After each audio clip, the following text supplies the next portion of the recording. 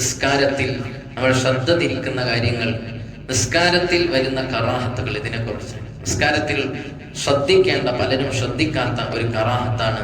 ഫുഖഹാക്കൾ പറയുന്നു, നദറു മാ യുൽഹിഹി കസൗബിൻ ഫീഹി അഅലാമൻ കസ്സലാത്തി അലൈഹി ഔ ഇലൈഹി ഔ ഫീഹി.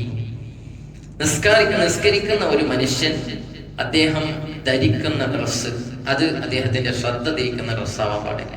വരയും കുറിയും പുള്ളിയും ഒന്നുള്ള ഡ്രസ്സാവാൻ പാടില്ല, ചിത്രപ്പണികളൊന്നുള്ള ഡ്രസ്സാവാൻ പാടില്ല. അങ്ങനെയുള്ള വസ്ത്രമിട്ട് നിസ്കരിക്കൽ കറാഹത്താണ്. അപ്പൊ ഞാൻ അതിട്ട് നിസ്കരിച്ചു വെച്ചിട്ട് എന്റെ ശ്രദ്ധ തിരിയില്ല എന്നൊന്നും പറയാൻ പറ്റില്ല. അങ്ങനെയുള്ളതൊക്കെ നമ്മൾ ഒഴിവാക്കണം.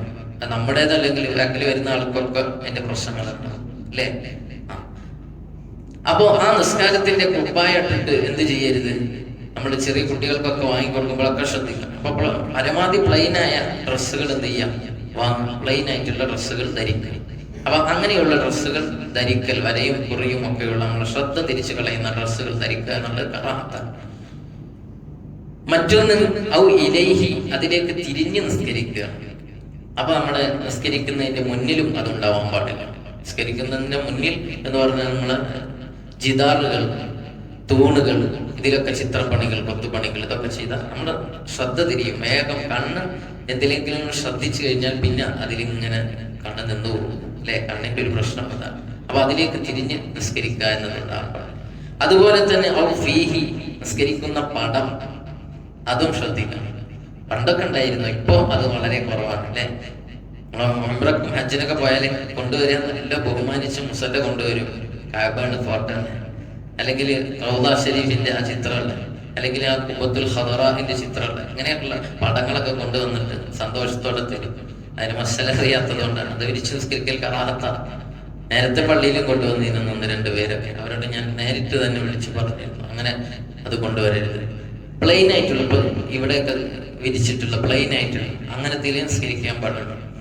അങ്ങനത്തിലാണ് നിസ്കരിക്കേണ്ടത്. അല്ലെങ്കിൽ നിങ്ങൾ ആലോചിച്ച് നോക്കി, കാബന്റെയും മറ്റൊക്കെ ഫോട്ടോയിലും നമ്മൾ ചവിട്ടി നിസ്കരിക്കുമ്പോൾ ഒരു മാനസികമായില്ലേ, ഒരു പ്രയാസമല്ലേ? അത് നിസ്കരിക്കാതിരിക്കുകയാണ് വേണ്ടത്.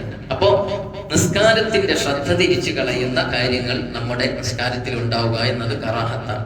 അപ്പൊ അത് ധരിച്ച് നിസ്കരിക്കുക, അതിലേക്ക് തിരിഞ്ഞ് നിസ്കരിക്കുക, ആ നിസ്കരിക്കുന്ന സ്ഥലത്ത് അത് വിരിച്ച് നിസ്കരിക്കുക, ഇത് മൂന്നും കറാഹത്താണ്.